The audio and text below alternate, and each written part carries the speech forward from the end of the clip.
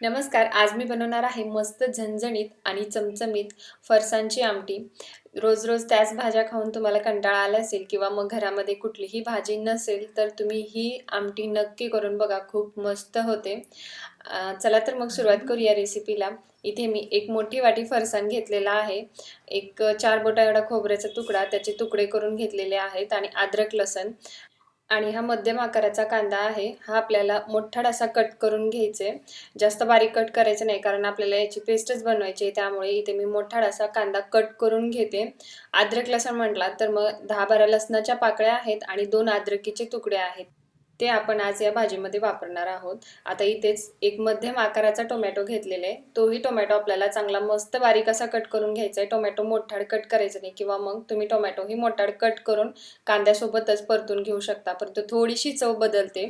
आता इथे मी गॅस चालू केलेला आहे आणि त्यावरती कढई ठेवून आपल्याला कट करून घेतलेलं खोबर भाजून घ्यायचंय.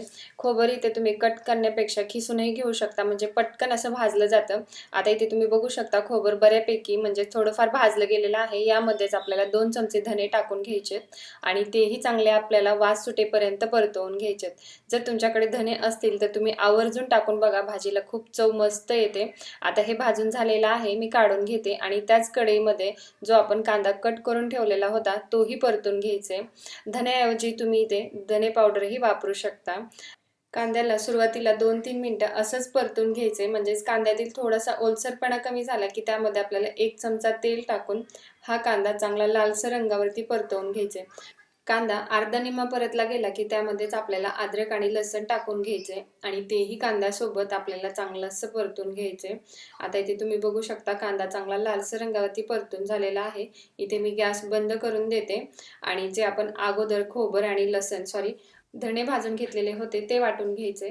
लक्षात असू द्या, सगळ्यात आधी आपल्याला खोबर आणि धणेच वाटून घ्यायचे, कांद्यासोबत वाटायचे नाहीत. जर तुम्ही कांद्यासोबत धणे आणि खोबर वाटलात तर मग ते बारीक होत नाहीत. त्यामुळे अगोदर वाटून घ्यायचं धणे आणि खोबर आणि नंतर त्यामध्येच आपल्याला कांदा, अद्रक, लसूण टाकून त्याची चांगली पेस्ट बनवून घ्यायची. आता इथे मी वाटून घेतलेलं आहे. आपण भाजीला फोडणी देऊन घेऊया. त्याच कढईमध्ये इथे मी 2-3 पळ्या तेल टाकलेलं आहे. तेल तुम्ही तुमच्या आवडीनुसार कमी जास्त वापरू शकतात, परंतु ही भाजी चमचमीतच खूप छान लागते.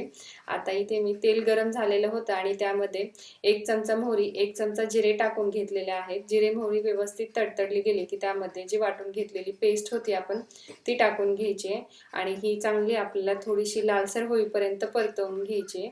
जास्त वेळ नाही लागत या वाटणाला परतायला, कारण आपण यातील साहित्य अगोदरच भाजून घेतलेलं होतं.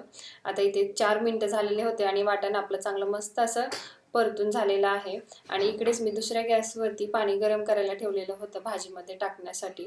आणि हो, भाजीमध्ये टाकण्यासाठी गरम पाणीच वापरायचं. आता इथे वाटण परतून झालेलं होतं, त्यामध्येच बारीक कट करून घेतलेला टोमॅटो टाकून घ्यायचे आणि तो आपल्याला चांगला मऊसूत होईपर्यंत परतवून घ्यायचे.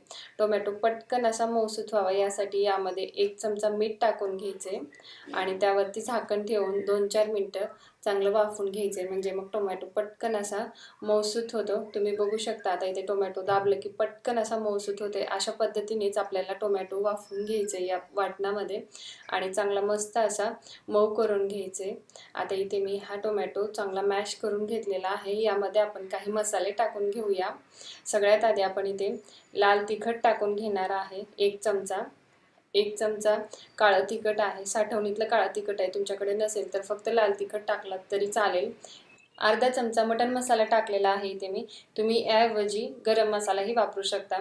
आता इथे कलर चांगला यावा यासाठी मी काश्मीरी लाल मिरची पावडर टाकलेली आहे आणि पाव चमचा हळद टाकून घेते आणि हे चांगलं व्यवस्थित आपल्याला या वाटणामध्ये मिक्स करून घ्यायचे. अर्धा 1 मिनिट आपल्याला हे असंच परतून घ्यायचे आणि यामध्ये एक छोटी वाटी गरम करून घेतलेलं पाणी टाकून घ्यायचे. इथे मी मिक्सरच्या भांड्यामध्ये पाणी टाकून ते विसळून यामध्ये वतून घेते. थोडं थोडं करून आपल्याला 1 वाटी पाणी यामध्ये टाकून घ्यायचे आणि या मसाल्याला जोपर्यंत तेल सुटत नाही तोपर्यंत परतवून घ्यायचे. आता इथे तुम्ही बघू शकता मसाल्याला आपल्या किती मस्त असं तेल सुटलं गेलेलं आहे. यामध्येच 2 मुठी मी इथे फरसाण वापरणार आहे.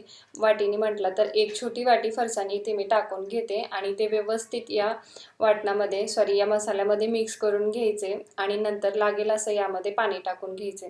कुठल्याही भाजीमध्ये शक्यतो गरम पाणी करूनच वापरायचे. खास करून ज्या आपण ग्रेव्ही किंवा मग आमटी, रस्सा भाजी ज्या करतो ना त्यामध्ये शक्यतो गरम पाणीच वापरायचे. इथे मला जेवढी आमटी पाहिजे त्यानुसार मी गरम पाणी यामध्ये टाकून घेतलेलं आहे आणि ते व्यवस्थित आता यामध्ये मिक्स करून घ्यायचे. आणि एक मोठी वाटी आपण सुरुवातीला फरसाण काढून ठेवलेला होता भाजीसाठी, त्यातील अर्धी वाटी फरसाण मी इथे टाकून घेते आणि ते व्यवस्थित मिक्स करून ही भाजी आपल्याला चांगली उकळवून घ्यायची. तुम्हाला आवडत असेल तर तुम्ही इथे फरसाण सगळाच एकदाच टाकून भाजी उकळून घेऊ शकता, परंतु मला फरसाण अर्धा भाजीमध्ये आणि जेव्हा आपण ताटामध्ये वाढून घेतो त्यावेळेस अर्धा फरसाण टाकलेला खूप मस्त लागतो, ते मला आवडते. आता इथे मी बारीक कट करून घेतलेली कोथिंबीर टाकून घेतली आणि चवीनुसार मीठ आणि भाजी आपल्याला चांगली 4-5 मिनटं उकळून घ्यायची आणि तयार आहे आपली मस्त अशी झणझणीत आणि चमचमीत फरसाणाची आमटी. तुम्ही ही नक्की करून बघा आणि मला कमेंट करून सांगायला विसरू नका कशी बनली ते. आणि व्हिडिओ आवडला असेल तर व्हिडिओला लाईक करा, जास्तीत जास्त शेअर करा. चॅनलवरती नवीन असाल तर चॅनलला सबस्क्राईब करायला विसरू नका. आणखीन भेटू अशाच नवीन रेसिपीसोबत. धन्यवाद.